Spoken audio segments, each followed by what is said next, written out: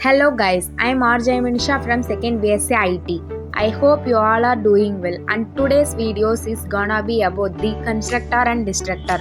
So let's get right into the video. First of all, we would see about what is constructor, what is destructor, importance of constructor and destructor, characteristics of constructor and destructor. First, what is constructor? Constructor is nothing but is a special type of member function of a class which initialize object of a class. In C++, constructor is automatically called when object instance of a class is created. Next, characteristics of a constructor. They should be declared in the public section. Constructor are invoked directly when an object is created. They don't have return type. They cannot be inherited through a derived class. Can call the base class constructor. Constructor cannot be virtual. Constructor cannot be friend function. They cannot be used in union. They make implicit calls to the operators new and delete when memory allocation is required. Next, types of constructor.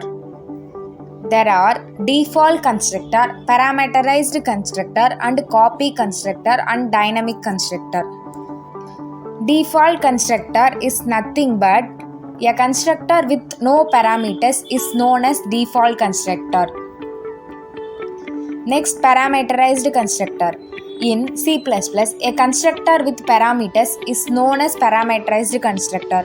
This is the preferred method to initialize member data. Next, the copy constructor. The copy constructor in C++ is used to copy data of one object to another.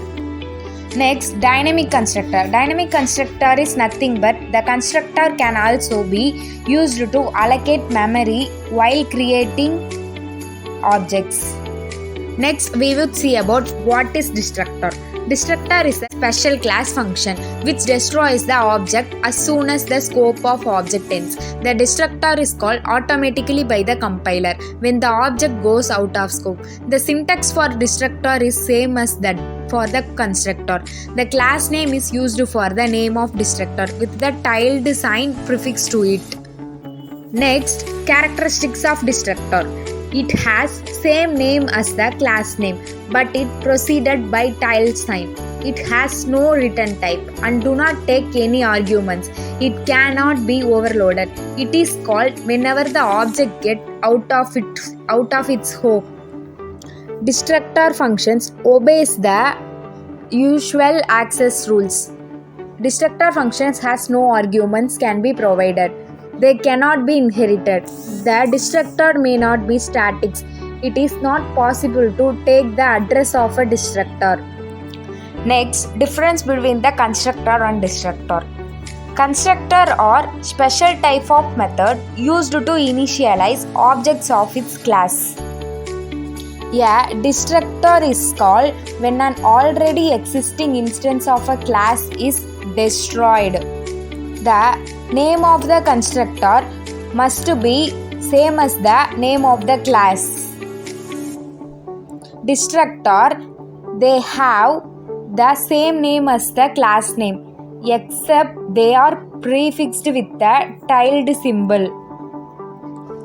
Constructor is invoked. Destructor is invoked implicitly by the compiler upon exits of the program to clean up the storage that is no longer accessible. Constructor can take arguments. Destructor does not take any arguments. Constructor example student int a int b. Destructor example student of.